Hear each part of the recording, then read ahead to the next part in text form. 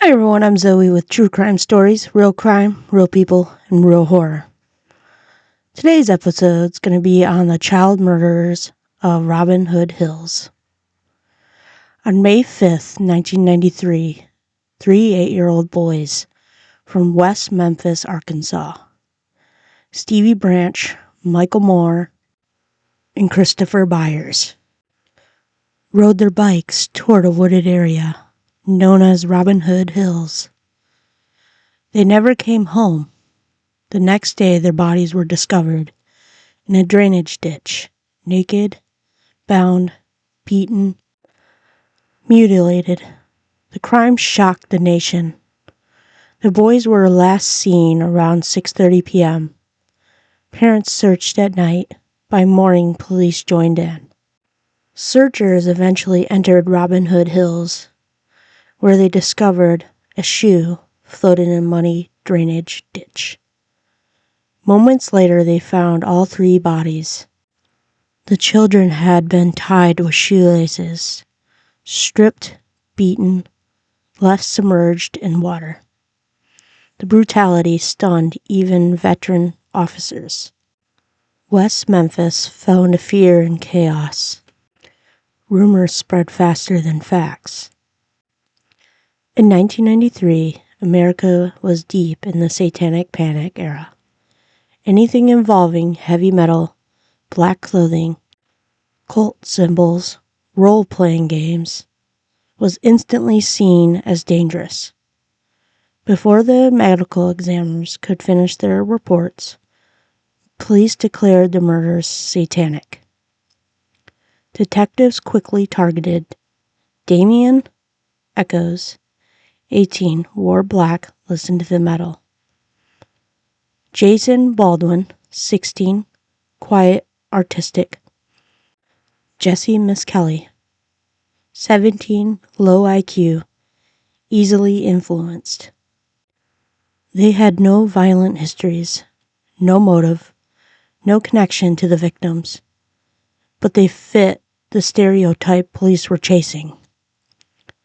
Jesse Miss Kelly was interrogated for 12 hours. Only 46 minutes were recorded. He had no lawyer, no parent present, no understanding of police tactics. Detectives fed him information, corrected him when he got details wrong, and pressured him constantly.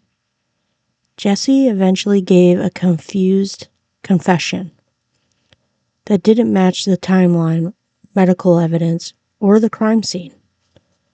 But it didn't matter. The police had their satanic motive, and the town wanted justice. Damien and Jason were tried together. Jesse was tried separately. Prosecutors railed on a false confession. Unqualified cult experts and character attacks based on clothing and music taste. There was no DNA, no fingerprints, no physical evidence. Still, Jason was sentenced to life. Jesse to life plus 40 years. Damien to death.